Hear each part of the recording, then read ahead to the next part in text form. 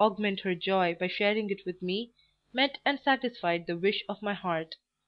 Two results of her letter were then pleasant, sweet as two draughts of nectar; but applying my lips for the third time to the cup, and they were excoriated as with vinegar and gall. Two persons whose desires are moderate may live well enough in Brussels on an income which would scarcely afford respectable maintenance for one in London; and that, not because the necessaries of life are so much dearer in the latter capital, or taxes so much higher than in the former, but because the English surpass in folly all the nations on God's earth, and are more abject slaves to custom, to opinion, to the desire to keep up a certain appearance, than the Italians are to priestcraft, the French to vain glory, the Russians to their Tsar, or the Germans to black beer. I have seen a degree of sense in the modest arrangement of one homely Belgian household that might put to shame the elegance, the superfluities, the luxuries, the strained refinements of 100 genteel English mansions. In Belgium, provided you can make money, you may save it. This is scarcely possible in England. Ostentation there lavishes in a month what industry has earned in a year. More shame to all classes in that most bountiful and beggarly country for their servile following of fashion. I could write a chapter or two on the subject, but must forbear, at least for the present. Had I retained my £60 per annum, I could, now that Frances was in possession of £50, have gone straight to her this very evening, and spoken out the words which, repressed, kept fretting my heart with fever. Our united income would, as we should have managed it, have sufficed well for our mutual support, since we lived in a country where economy was not confounded with meanness, where frugality in dress, food, and furniture was not synonymous with vulgarity in these various points. But the placeless usher, bare of resource, and unsupported by connections, must not think of this. Such a sentiment as love, such a word as marriage, were misplaced in his heart, and on his lips. Now for the first time did I truly feel what it was to be poor. Now did the sacrifice I had made in casting from me the means of living put on a new aspect. Instead of a correct, just, honourable act, it seemed a deed at once light and fanatical. I took several turns in my room, under the goading influence of most poignant remorse. I walked a quarter of an hour from the wall to the window; and at the window, self-reproach seemed to face me, at the wall self-disdain. All at once out spoke conscience. "Down, stupid tormentors!" cried she. "The man has done his duty. You shall not bait him thus by thoughts of what might have been. He relinquished a temporary and contingent good to avoid a permanent and certain evil. He did well. Let him reflect now, and when your blinding dust and deafening hum subside, he will discover a path." I sat down. I propped my forehead on both my hands. I thought and thought an hour, 2 hours, vainly. I seemed like one sealed in a subterranean vault, who gazes at utter blackness, at blackness ensured by yard-thick stone walls around, and by piles of building above, expecting light to penetrate through granite, and through cement firm as granite. But there are chinks, or there may be chinks, in the best adjusted masonry.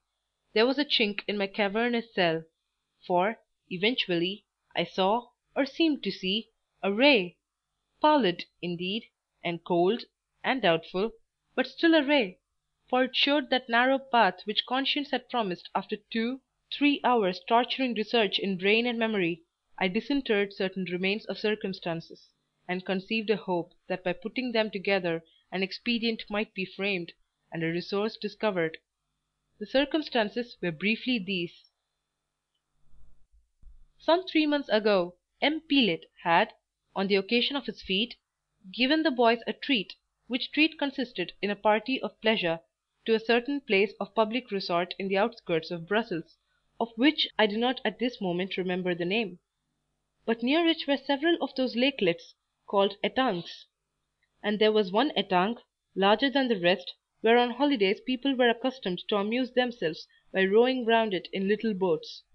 The boys having eaten an unlimited quantity of golfers, and drank several bottles of Louvain beer, amid the shades of a garden made and provided for such cramps, petitioned the director for leave to take a row on the étang.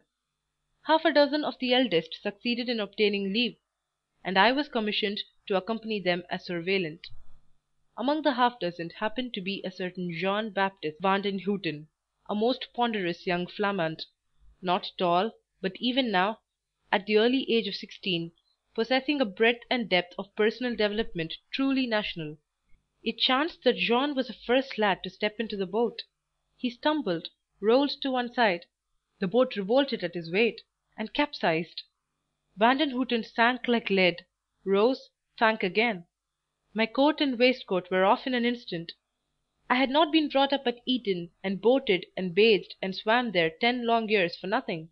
It was a natural and easy act for me to leap to the rescue. The lads and the boatmen yelled.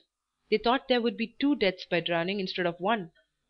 But as Jean rose the third time, I clutched him by one leg and the collar, and in 3 minutes more both he and I were safe landed. To speak heaven's truth, my merit in the action was small indeed, for I had run no risk, and subsequently did not even catch cold from the wetting. But when M. and Madame Vandenhuten, of whom Jean Baptiste was the sole hope, came to hear of the exploit, they seemed to think I had evinced a bravery and devotion which no thanks could sufficiently repay. Madame, in particular, was certain I must have dearly loved their sweet son, or I would not thus have hazarded my own life to save his.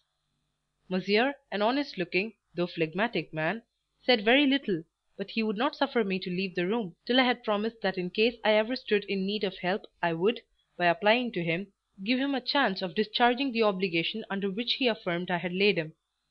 These words, then, were my glimmer of light. It was here I found my sole outlet; and in truth, though the cold light roused, it did not cheer me, nor did the outlet seem such as I should like to pass through. Right I had none to M. Vandenhuten's good offices. It was not on the ground of merit I could apply to him. No, I must stand on that of necessity. I had no work. I wanted work. My best chance of obtaining it lay in securing his recommendation. This I knew could be had by asking for it. Not to ask, because the request revolted my pride and contradicted my habits, would, I felt, be an indulgence of false and indolent fastidiousness. I might repent the omission all my life. I would not then be guilty of it. That evening I went to M. Vandenhuten's. But I had bent the bow and adjusted the shaft in vain. The string broke. I rang the bell at the great door. It was a large, handsome house in an expensive part of the town. A manservant opened. I asked for M. Vandenhuten. M. Vandenhuten and family were all out of town, gone to Ostend, did not know when they would be back. I left my card, and retraced my steps. End of chapter 21.